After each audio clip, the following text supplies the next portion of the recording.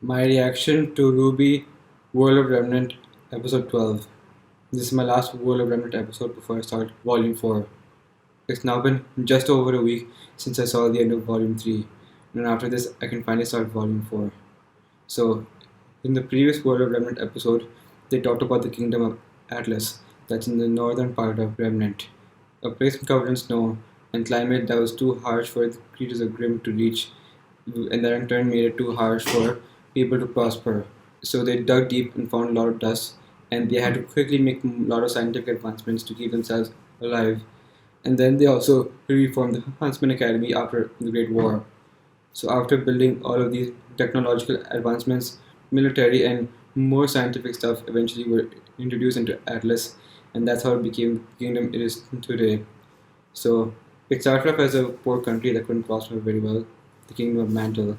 But then they dug deep and found more dust, and they used it to create more weapons and machinery that helped in the Great War. After that, military and more science stuff were introduced, and that's how the kingdom evolved into the one it is today.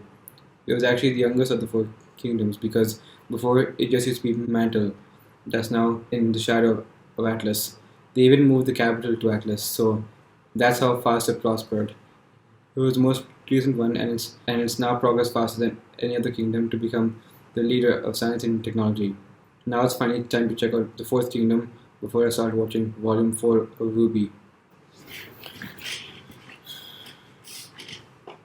This is RWBY World of Remnant, Episode 12, Vacuo. The episode is starting right now. Dun, dun, dun.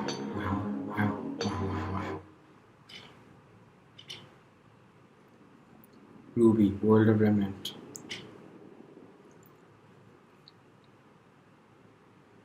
Vacuo.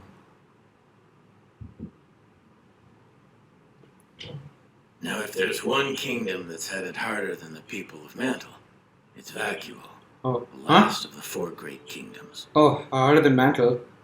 The western end of Sanus was a barren and desolate Sanus. wasteland. Ooh. Long ago, before man went and ruined everything, Oh. it was a paradise. Oh. Okay, The so center of the vast desert was an oasis unlike anything you'd ever seen. A jungle bursting with natural resources, Nice. geographical defenses. So what happened to The it? world's largest recorded deposit of dust.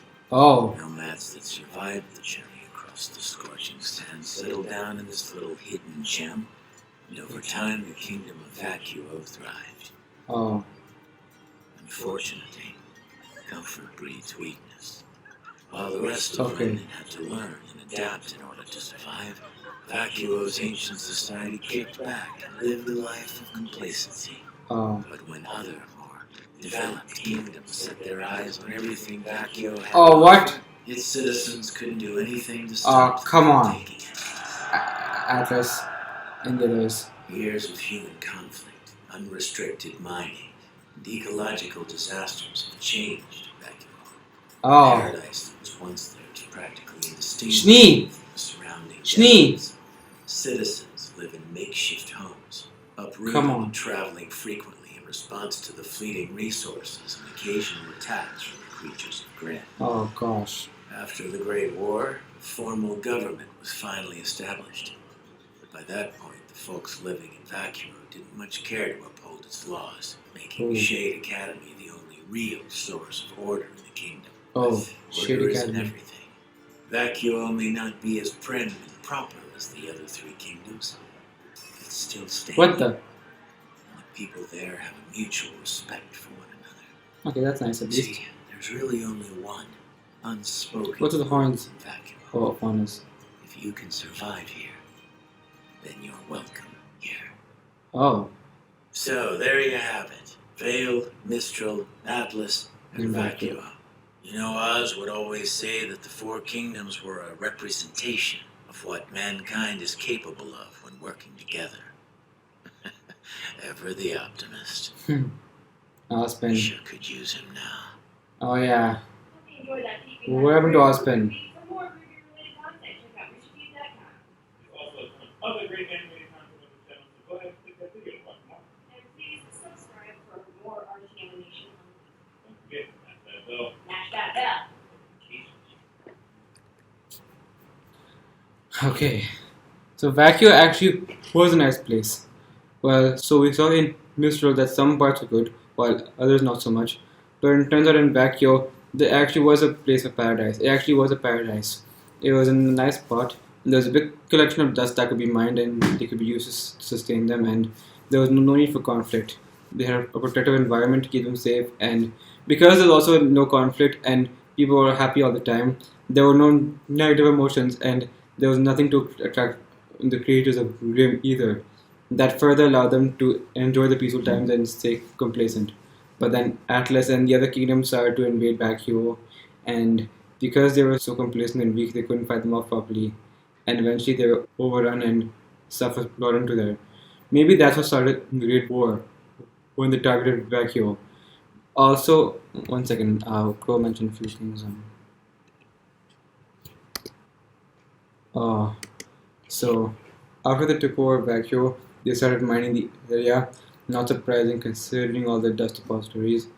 But they had big machines that caused a lot of pollution, which was sad because it was a peaceful place and then its citizens had to live in tents. And these machines look like they're from the Schneiders company, so again, the Schnee company again messed stuff up. Well, Voice talked about how her father is messing up the Schneiders company, so I'm guessing I'm not sure if this was his doing or her grandfather's doing. But anyway, the Snee yet made another person's lives miserable. A lot of people actually, for like the whole of Vacuo, and then so they had to live in homes. And after the Great War, they tried to make a government to keep things under control, but that didn't last. And now Shade Academy is like the only form of order in Vacuo. The people in Vacuo are still pretty laid back. Like they're not bound by any rules or stuff like in the other kingdoms. How did he describe it again? The only real source of order in the kingdom. Okay. With order isn't everything. Yeah. Vacuo may not be as friendly and proper as the other three kingdoms, but it's still standing. The people there have a view. Okay. So Shade Academy is like the only place that has any order in Vacuo. Other than that, the people just do whatever they want, but they still share respect from Vacuo. And Crow said there was a rule. If you can survive in Vacuo, then you will stay in Vacuo. They'll respect you if you can survive. And now I know what Sun meant about Vacuo not being a certain type kind of place. And that kind of place, who would want to dress up like that for any reason? It would be too hot and they probably wouldn't last long in there. They wanted to take it off right away.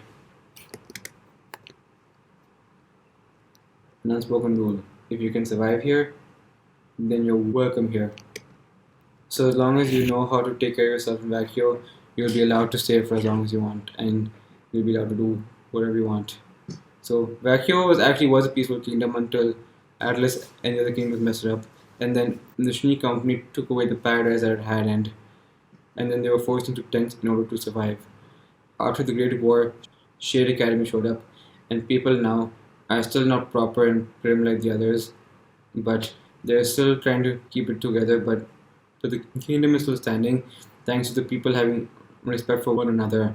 So I'm glad that's actually there. So the respect for one another is actually how the kingdom has kept standing this whole time. So that's nice.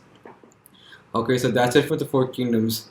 And Crow mentioned Osmond, how they could really use him right now. So they never said Osmond is actually dead. He just said they went missing. So we have no clue where Osmond is. And at the end of Volume 3, Crow said he's going to take over where Osmond left off and fight the enemy. He told RWBY about Haven, and now they're going there to find their enemy. But that's it for the four kingdoms. Next time I'll finally be starting Volume 4 of RWBY, so I'm excited for that. Let's see how that turns out. My reaction is now done.